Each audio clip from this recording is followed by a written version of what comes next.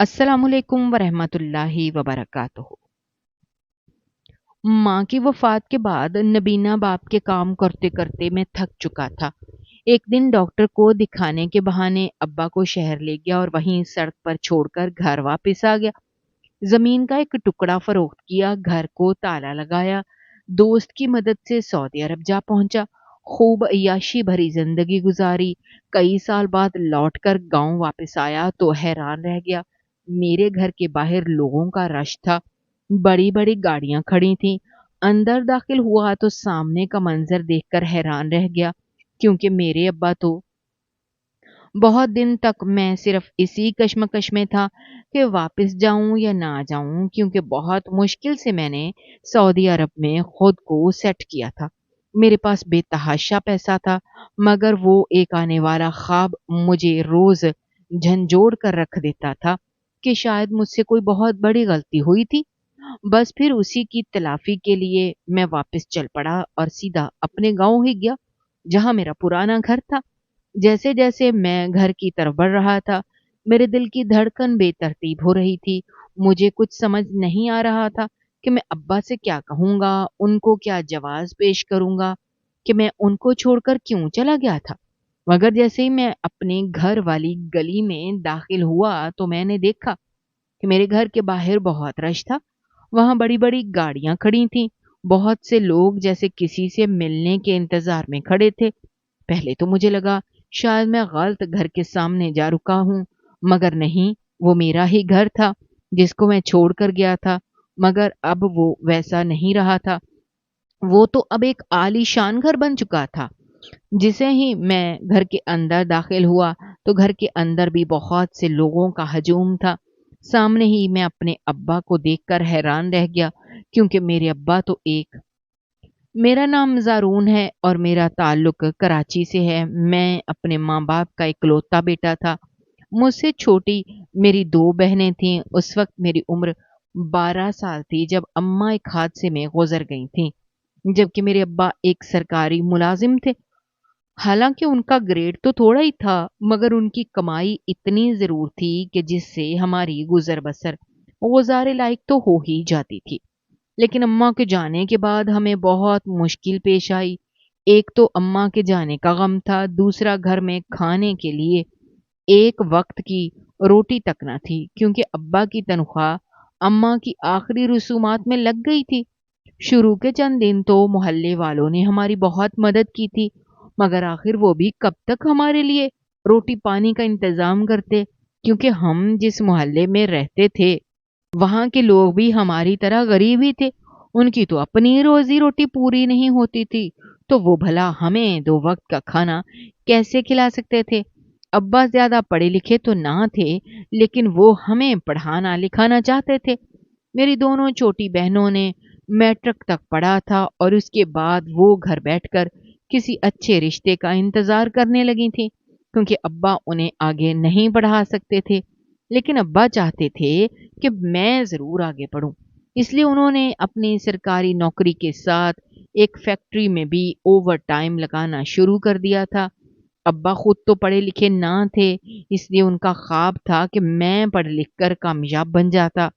अब्बा ने बहुत मेहनत करके मुझे अच्छी तालीम दिलवाई थी, मगर वो मुझे बड़े स्कूलों में ना भेज सके थे, क्योंकि वहाँ पर देने के लिए हमारे पास फ़ीस के पैसे ना थे।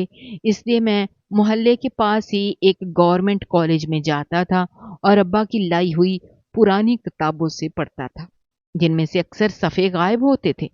मैट्रिक के बाद जब मैंने शहर की एक बड़ी अकेडमी में बच्चों को पढ़ाना शुरू किया, तो ऐसे लगा जैसे मेरी ज़िंदगी की गाड़ी की रफ़्तार कुछ रफ़्तार पकड़ने लगी है, क्योंकि मैंने अपने खर्चे के पैसे बनाना चाहता था।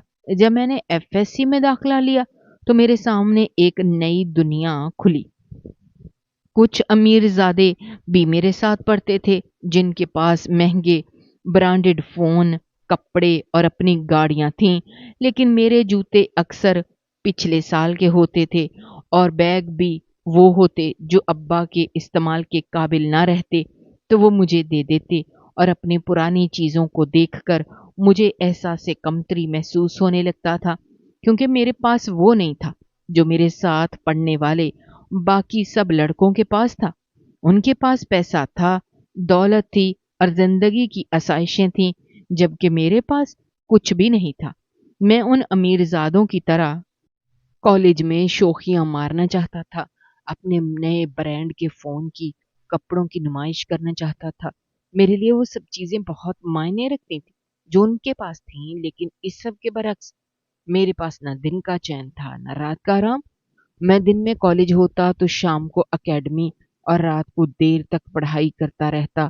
ابا بھی میرے پاس ہی بیٹھے اپنا کام کرتے رہتے تھے، اور جب تک میں اپنا کتابیں بند نہ کرتا وہ بھی کوئی نہ کوئی کام لے کر بیٹھے رہتے تھے۔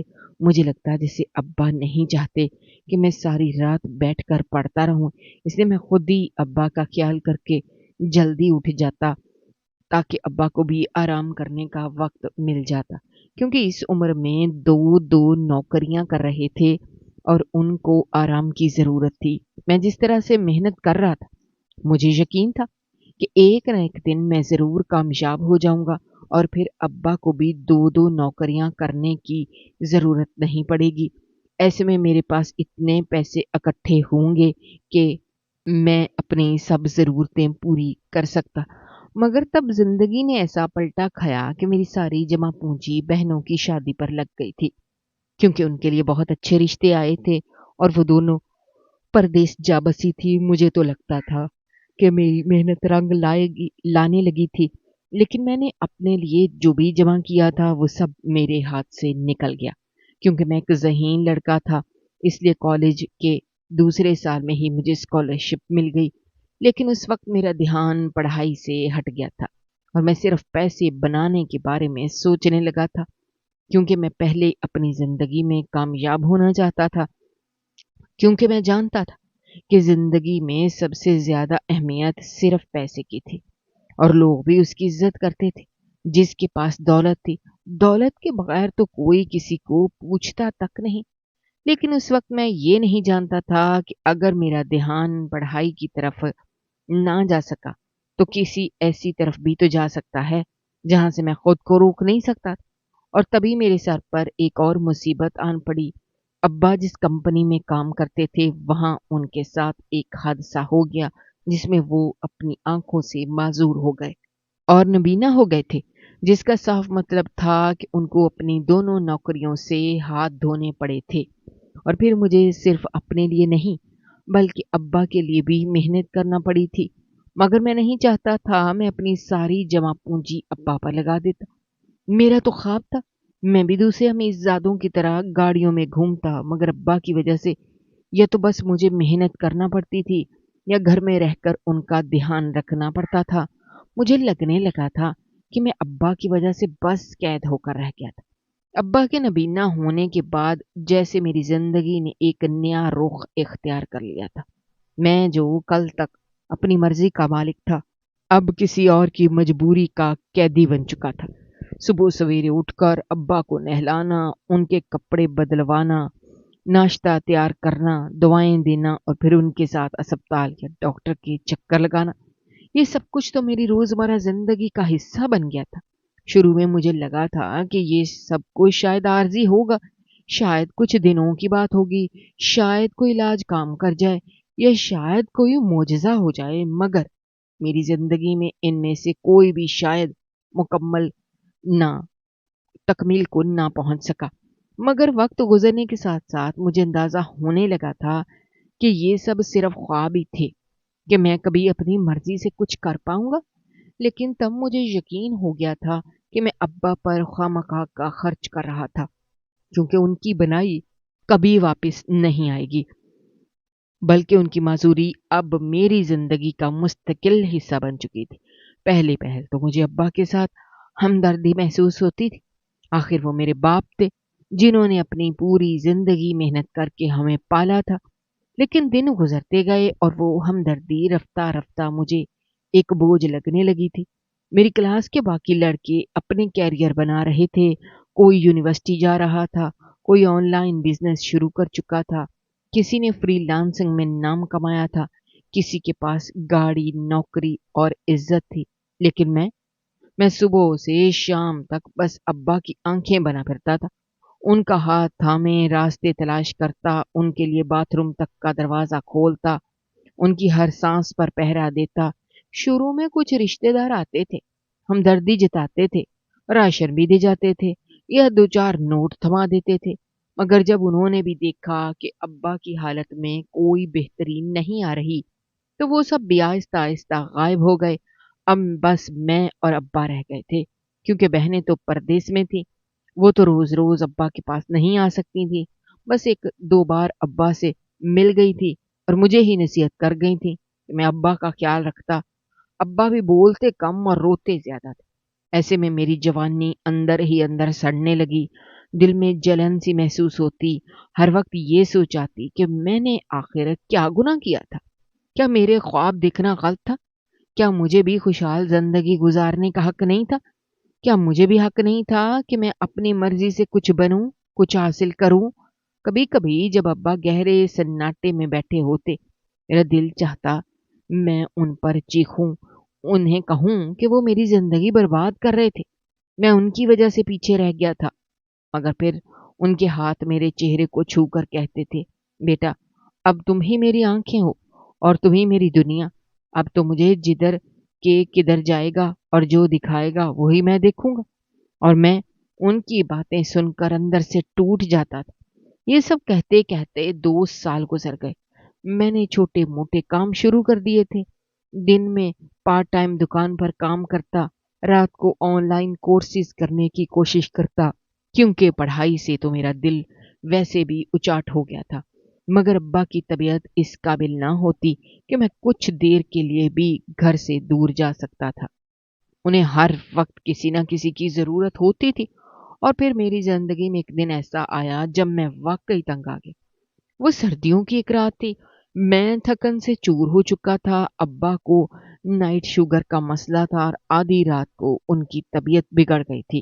میں انہیں اسپتال لے گیا، میرے پاس گاڑی نہ تھی، بڑی مشکل سے میں نے سردیوں کی آدھی رات میں ایک رکشہ ڈھونڈا اور پھر اسپتال کی لمبی قطاروں میں کھڑا ہوا، ان کی دوائیں لیں۔ صبح جب میں گھر واپس آیا، میری آنکھوں کے آگے اندھیرا چھا گیا، کیونکہ میں ساری رات سو نہیں سکا تھا، تھکن الگ تھی۔ میں زمین پر گر گیا اور بے ہوش ہو گیا۔ جب آنکھ کھلی تو محلے کی ایک آنٹی جو ہماری ہمدرد تھیں اور کبھی کبھار کھانا بنا کر دے جاتی تھیں، وہ میرے سر پر ہاتھ پھیر رہی تھیں۔ ابا کی آواز کانوں میں گونج رہی تھی، بیٹا تو ٹھیک تو ہے؟ میں نے آنکھیں کھولیں اور ان کی طرف دیکھنے لگا۔ میرے دل میں عجیب سی کسک تھی، زبان پر صرف ایک ہی سوال تھا کہ کیا میری زندگی بس یہی رہ گئی ہے؟ ان دنوں میں نے خود سے باتیں کرنا شروع کر دی تھی۔ میں آئینے کے سامنے کھڑے ہو کر خود سے سوال کرتا اور پھر خود ہی ان سوالوں کے جواب بھی دیتا، اور اکثر خود پر غصہ کرتا۔ میرے اندر ایک لاوا سا تھا جو پھٹنے کو تیار تھا۔ پھر ایک دن میں نے ایک فیصلہ کر لیا کہ بس اب اور نہیں۔ میں نے ابا سے کہا، ابا میں بھی ملک سے باہر جانا چاہتا ہوں اور کوئی کام کرنا چاہتا ہوں، کچھ بننا چاہتا ہوں۔ ابا حیران ضرور ہوئے تھے، مگر پھر کہنے لگے، تو چلا جا بیٹا، میں کون ہوتا ہوں تجھے روکنے والا؟ میں جانتا تھا کہ وہ بھی صرف الفاظ تھے، جبکہ ان کے دل میں ایک طوفان تھا، مگر میں نے دل سخت کر لیا۔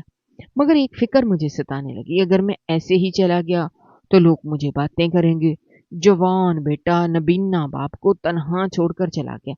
میں دوہری مصیبت میں پھنس چکا تھا، مجھے کچھ سمجھ ہی نہیں آ رہا تھا کہ آخر میں کیا کرتا۔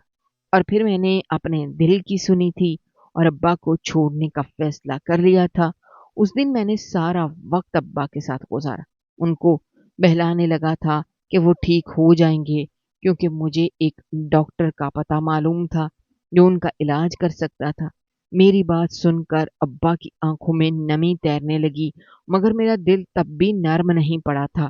میں نے یہ نہیں سوچا کہ میں کیا کرنے جا رہا تھا، بلکہ میں تو جو ٹھان لیا تھا کسی بھی صورت میں اس سے پیچھے نہیں ہٹ سکتا تھا۔ میں نے ابا کو نہلایا، ان کو صاف ستھرے کپڑے پہنائے، پھر ان کو لے کر شہر کی طرف چل پڑا۔ سارے راستے میں ان کے ہاتھ کو اپنے ہاتھوں میں لیے بیٹھا رہا اور ان کو دیکھتا رہا۔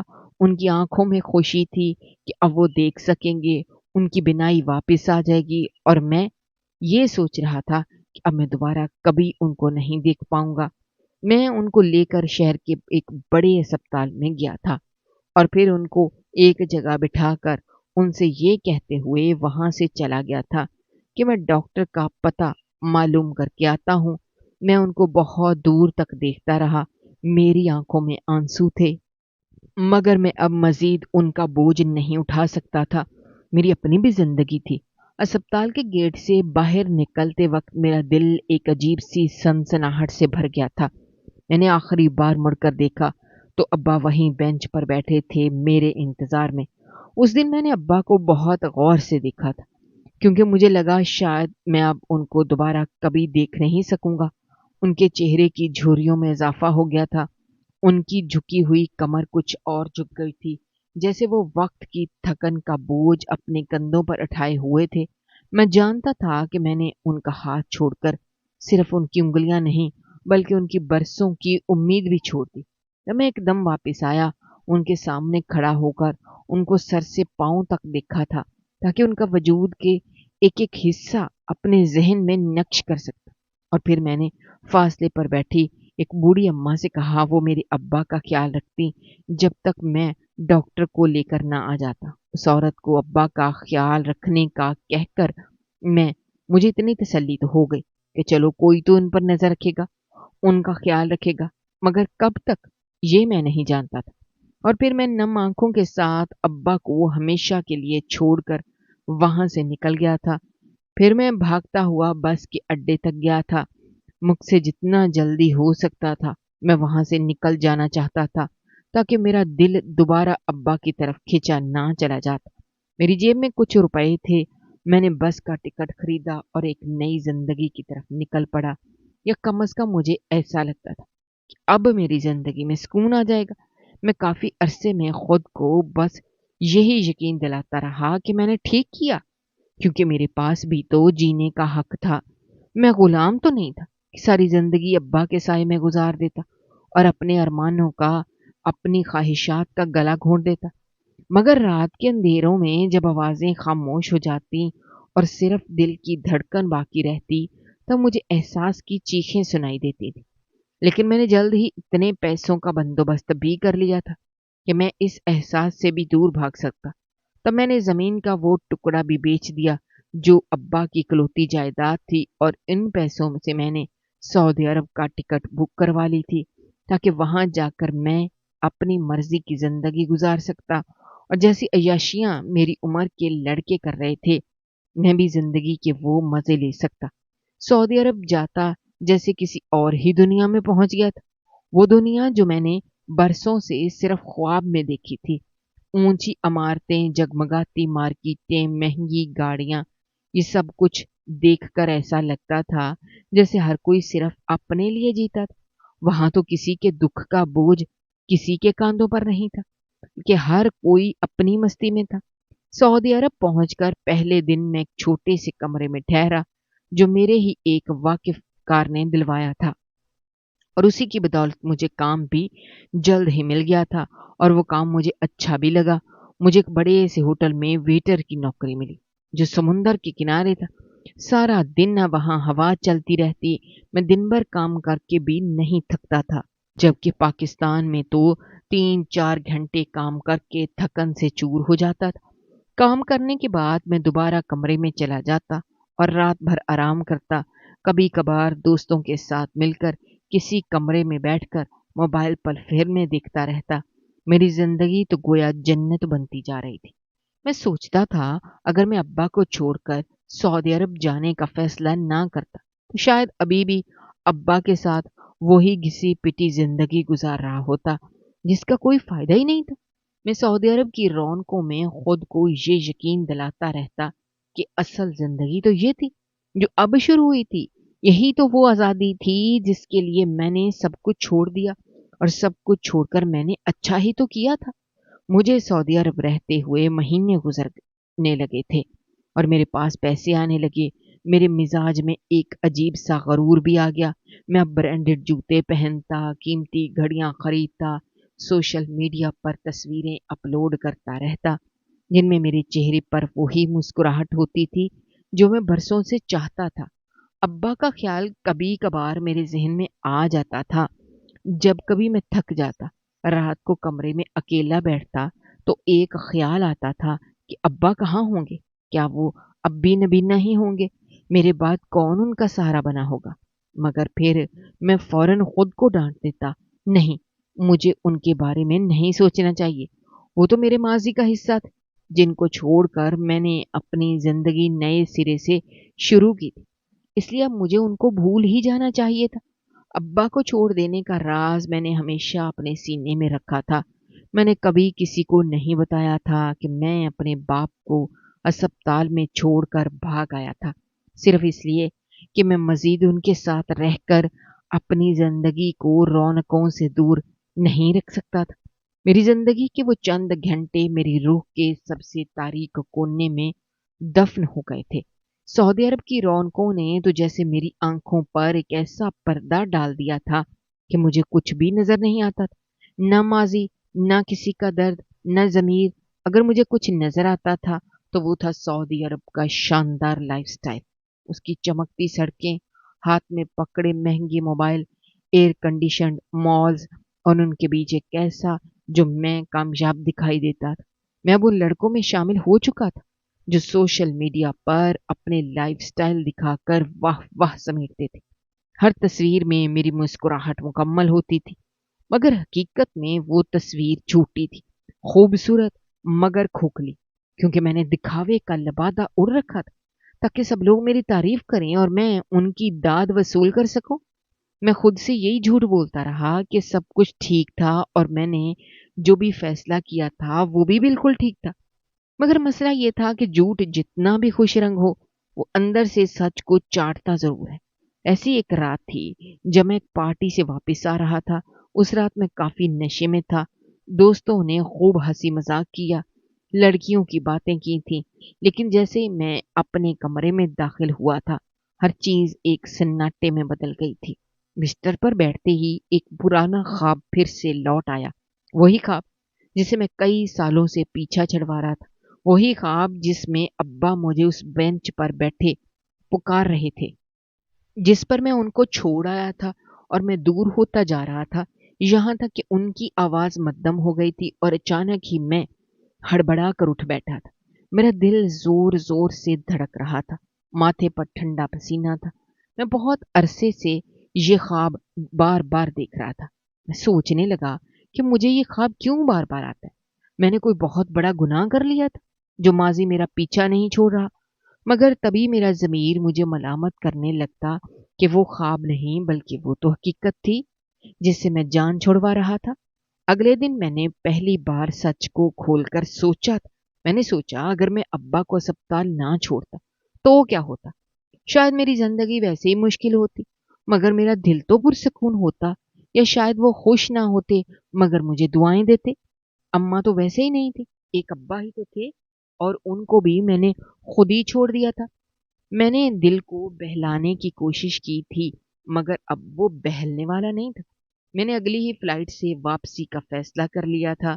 نہ میں نے کسی دوست کو کچھ بتایا، نہ ہی کوئی سوشل پوسٹ ڈالی تھی، بس ایک چھوٹا سا بیگ اٹھایا تھا اور وطن واپس ابا کے پاس روانہ ہو گیا تھا۔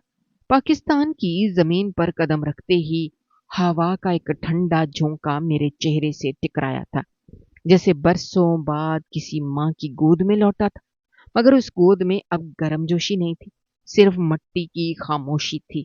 میں سیدھا اپنے گاؤں ہی گیا تھا جہاں پرانا گھر تھا۔ جیسے جیسے میں اپنے گھر کی طرف بڑھ رہا تھا، میرے دل کی دھڑکن بے ترتیب ہو رہی تھی۔ مجھے کچھ سمجھ نہیں آ رہا تھا کہ میں ابا سے کیا کہوں گا، ان کو کیا جواز پیش کروں گا کہ میں ان کو چھوڑ کر کیوں چلا گیا تھا۔ اور جیسے ہی میں اپنے گھر والی گلی میں داخل ہوا، میں نے دیکھا کہ وہاں میرے گھر کے باہر بہت رش تھا۔ وہاں بڑی بڑی گاڑیاں کھڑی تھیں، بہت سے لوگ جیسے کسی سے ملنے کے انتظار میں کھڑے تھے۔ پہلے تو مجھے لگا کہ شاید میں غلط گھر کے سامنے جا کر رکا تھا، مگر نہیں، وہ میرا ہی گھر تھا جس کو میں چھوڑ گیا تھا۔ مگر وہ اب ویسا نہیں رہا تھا، وہ تو اب ایک عالی شان گھر بن چکا تھا۔ جیسے ہی میں گھر کے اندر داخل ہوا تو گھر کے اندر بہت سے لوگ کا ایک ہجوم تھا۔ سامنے میں اپنے ابا کو دیکھ کر حیران رہ گیا کیونکہ میرے ابا تو ایک بڑی سی کرسی پر بیٹھے تھے۔ انہوں نے سفید اجلے ہوئے کپڑے پہنے ہوئے تھے۔ ان کے چہرے پر وہی مان، وہی وقار جو کبھی میں نے نہیں دیکھا تھا۔ ان کے سامنے کچھ لوگ بڑے ادب سے ان کی بات سن رہے تھے۔ ایک نوجوان ان کے پاؤں دبا رہا تھا۔ مجھے اپنی آنکھوں پر یقین نہیں آیا کہ کیا وہ میرے ابا تھے۔ میں نے خود سے کہا، میرے قدم لڑکھڑا گئے تھے۔ میں جیسے جیسے آگے بڑھ رہا تھا میرے دل میں سوالوں کا طوفان مچ رہا تھا۔ سوچنے لگا کہ کیا وہ سب میری آنکھوں کا دھوکا تھا؟ ابا تو نبینا تھے اور میں نے تو انہیں بے یار و مددگار چھوڑ دیا تھا۔ تبھی ایک شخص میری طرف آیا، مجھے پہچان کر خوش ہو کر مجھ سے ملا اور کہنے لگا، آپ برسوں بعد آئے ہیں، آئیے آپ کے ابا اندر آپ کا ہی انتظار کر رہے ہیں۔ میرے قدم جیسے زمین نے پکڑ لیے۔ سوچنے لگا، ابا کو تو میں ایک سڑک کنارے چھوڑ آیا تھا، پھر بھی وہ میرا انتظار کر رہے تھے۔ میں ابا کے پاس گیا تو ابا کی نظریں جو اب روشن تھیں میری طرف اٹھیں۔ لمحہ بھر کو انہوں نے مجھے دیکھا، پھر ہولے سے مسکرائے اور مجھے گلے لگا کر کہنے لگے تھے، آ گیا میرا بیٹا۔ ان کی آواز وہی تھی مگر اب اس میں کمزوری نہیں، طاقت تھی۔ میں ایک دم سے گھٹنوں پر بیٹھ گیا اور میری آنکھوں سے آنسو بہنے لگے تھے۔ ابا، میں نے آپ کو چھوڑ دیا تھا، بس میں یہی دہراتا رہا، مگر ابا نے میرے سر پر ہاتھ رکھا، دھیرے سے مجھے کہنے لگے تھے، پتروں کی خطائیں باپ معاف کر دیا کرتے ہیں۔ تم نے مجھے دنیا کے سہارے سے الگ کیا تھا مگر اللہ نے مجھے اپنا سہارا دے دیا، اور آج دیکھ میں بھلا چنگا تیرے سامنے ہوں۔ میں حیرت سے ان کی طرف دیکھتا رہا۔ تب ابا مجھے کہنے لگے کہ بیٹا تم تو چلے گئے لیکن تمہارے ابا نے ہار نہیں مانی۔ میں بہت دیر تک وہیں بیٹھا تمہارا انتظار کرتا رہا مگر تم نہ آئے، لیکن جس ادارے میں نے 20 سال ایمانداری سے نوکری کی تھی، وہاں کے ایک افسر نے مجھے وہاں دیکھ لیا۔ وہ اسپتال اسی کے بیٹے کا تو تھا، وہیں اس نے میرا علاج کروایا اور میری بینائی واپس آ گئی۔ تب میں نے اس افسر کو اور اس کے بیٹے کو بہت دعائیں دیں کہ اللہ ان کی ہر مراد پوری کرے۔ اس افسر کے بیٹے کے گھر 12 سال بعد اولاد ہوئی تو ان کو لگتا کہ وہ میری دعاؤں کی وجہ سے ہوئی ہے۔ بس اس کے بعد سے تو یہ بات سارے گاؤں میں پھیل گئی تھی کہ میری دعا بہت جلد قبول ہوتی ہے، اس لیے لوگ مجھ سے دعائیں کروانے آتے ہیں۔ بیٹا، میں نے تمہارے لیے بھی بہت دعا کی تھی کہ تم جدھر بھی ہو خیریت سے رہنا اور تمہیں وہ سب مل جائے جس کے لیے تم مجھے چھوڑ گئے تھے۔ ابا کے چہرے پر شکوہ نہیں تھا لیکن میرے چہرے پر ندامت ضرور تھی کہ میرا باپ جس سے دنیا دعائیں کروانے آ رہی تھی میں نے اسے چھوڑ دیا تھا، لیکن آج میں ساری دنیا کو چھوڑ سکتا ہوں، اپنے ابا کو نہیں، کیونکہ ان کی دعائیں ہی تھیں جو مجھے سعودی عرب جیسے ملک میں اتنی آزائشیں ملی تھیں اور قسمت مجھ پر مہربان رہی تھی۔ ناظرین، آپ کو ہماری آج کی یہ کہانی کیسی لگی؟ کمنٹ باکس میں اپنے رائے کا اظہار کرنا مت بھولیے گا، اور اگر آپ ہمارے چینل پر نئے ہیں تو چینل کو سبسکرائب کرنا بھی مت بھولیے گا۔ شکریہ، اللہ حافظ۔